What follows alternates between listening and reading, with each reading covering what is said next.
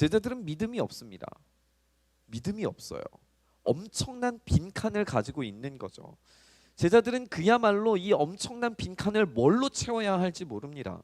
지금 우리가 마가복음 16장 1절부터 8절까지의 말씀, 그러니까 첫 번째로 예수님의 부활을 경험했던 여자들의 반응을 보면 벌벌 떨면서 무서워하고 두려워했다라고 그렇게 되어져 있어요.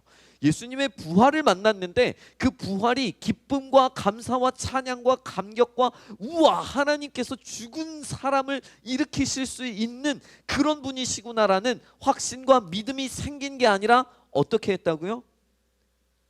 벌벌 떨면서 무서워했어요. 두려워했어요. 이해가 되지 않는 거예요.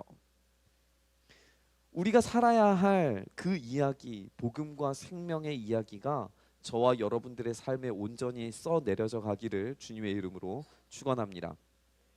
제가 여러 번 몇 번 이야기 나눈 적 있는 예화이긴 한데, 이 땅의 빈칸으로 우리가 그렇게 믿음 없음과 믿음이 무뎌진, 우리의 마음이 무뎌진 상태로 살아가는데 우리는 늘 항상 두려움을 경험하곤 합니다. 이때에 저는 이 명연설이 늘 항상 저에게 큰 어떤 도전과 또 한편으로 하나님 나라에서 생각해 보았을 때에 큰 위로를 가져다 주는 한 연설이 있습니다. 20세기 냉전의 시대에 베를린은 장벽으로 둘러싸여져 있었어요. 여러분들 아시다시피 베를린은 동쪽에 있는, 그러니까 옛날에는 이제 동독과 서독이 분리되어져 있었고, 이 베를린은 특별히 이제 수도여서 베를린을 절반으로 잘라서 서베를린은 자유민주주의 진영에, 그리고 이 동쪽은 공산당 진영에 이렇게 놓여져 있었습니다. 그런데 베를린이라고 하는 이 위치 자체가 이제 동독 안에 있었기 때문에 서베를린은 마치 섬처럼 고립되어져 있었어요. 그런데 이 당시에 이제 러시아의 이 소련의 서기관이었던 후르시초프가 이 동베를린과 서베를린 사이에다가 이 벽을 쌓기 시작을 하죠. 우리가 잘 아는 것처럼 그 벽을 쌓습니다. 그래서 이 서베를린은 완전히 고립돼요. 동베를린과도 그리고 동독과 이렇게 완전히 동떨어져서 섬처럼 고립되어져 있었습니다. 그리고 후르시초프는 늘 언제나 이 베를린을, 서베를린을 함락시킬 수 있다라고 하는 말들을 공공연히 했어요. 그러다 보니까 이 냉전의 숨막히는 긴장 속에서 서베를린은 늘 언제나 고립된 외톨이가 되어 있는 그런 무시무시한 상황과 두려움 가운데 늘 언제나 놓여져 있었습니다. 그때에 베를린으로 날아온 젊은 미국 대통령이 단상에 올라서 연설을 시작합니다. 그 연설의 내용을 읽어드리겠습니다. 저희 이 연설이 저에게 늘 언제나 감동적인데 저는 이 사람이 아니기 때문에 감동적으로 전하기는 어려워요. 그러나 여러분 한번 잘 들어보시죠. 2000년 전에 유럽에서 가장 큰 자랑거리는 나는 로마 시민입니다 라는 말이었습니다. 그러나 지금 유럽에서는 가장 큰 자랑거리가 나는 베를린 시민입니다 라는 말입니다.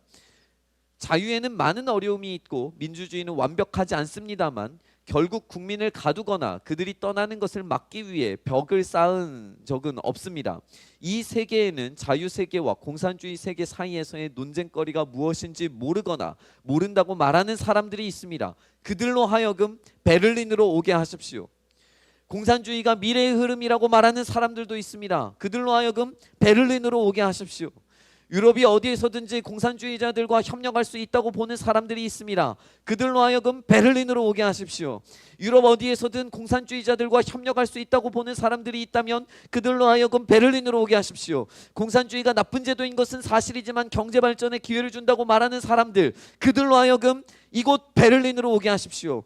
모든 사람들이 자유로워진다면 우리는 이 도시 베를린이 하나로 합쳐지고 이 나라와 유럽 전 대륙이 희망차고 평화로운 세계가 될 날이 올 것을 고대할 것입니다. 언젠가 반드시 그날이 오면 서베를린 사람들은 20여 년 동안 자유를 지키기 위해 최전방에 서 왔다는 것을 자랑으로 여기게 될 것입니다. 모든 자유국가 시민들은 어디에 살건 간에 베를린 시민이고, 저는 자유 시민으로서 아흐빈 아인 베를린아, 나는 베를린 시민입니다를 외칩니다.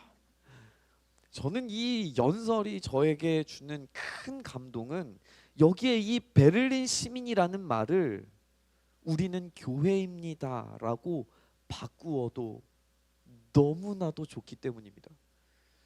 우리는 마치 세상 가운데 완전히 고립되어서 동떨어진 섬과 같은 그런 모습으로 살아갈 때가 얼마나 많습니까? 주변으로 우리를 유혹하는 이야기들이 얼마나 많습니까?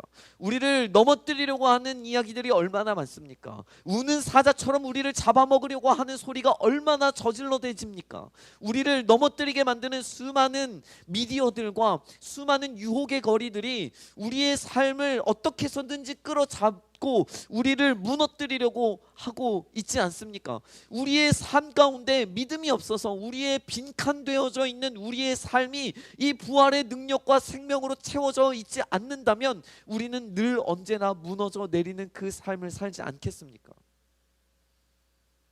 그런데 이 명연설을 한 이 미국의 젊은 대통령 존 F 케네디의 나는 베를린 시민입니다 라고 하는 이 명연설을 통해서 이 케네디의 이 연설이 베를린 시민들을 다시금 용기 있게 만들고 불타오르게 만들고 끊임없이 자유민주주의 세계 가운데에서 연결되어져 있다라는 그 희망찬 소식을 들었을 때에 분위기 자체가 압도되고 역전되어서 오히려 서베를린이 동베를린을 흡수하기 시작하면서 통일이 이루어지는 것처럼 바로 우리의 교회가 부활의 이 기쁨의 소식이 우리 안에 가득 채워졌을 때에 세상이 우리를 압도하는 것이 아니라 우리가 세상을 압도할 수 있는 그 놀라운 은혜의 역사가 시작될 줄 믿습니다. 저와 여러분들의 빈칸, 이 믿음의 빈칸이 부활의 소식으로 가득 채워지길 주님의 이름으로 축원합니다.